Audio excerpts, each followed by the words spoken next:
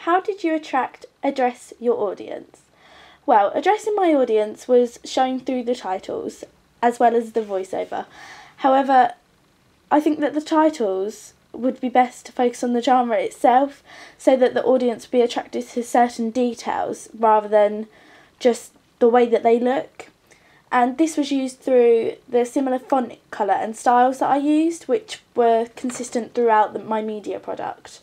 The voiceover, I think this addressed the audience in a sense that it informed them as well as telling a story. So the audience were told specifically what was happening throughout the audience. I think that the character's actions can also attract the audience because they illustrate her emotional state.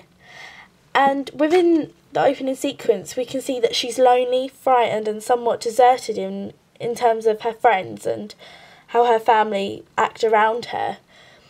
I think this can attract the audience because they can relate and sympathise with her if they're in similar situations, or in general if they feel sorry for her in any way within the media product. And I think this is because the audience really relate to and engage to what is happening in the opening sequence.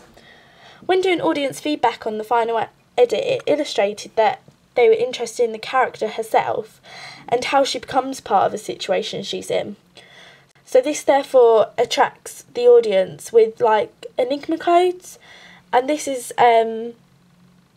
this could be a question as why does she resort to earning money in such a poor condition? Overall, I think that the audience can be addressed and attracted by my media products in various ways, and this is through emotion shown through the character's actions as well as the voiceover, because this shows how the story is told through the character and the actions that are shown.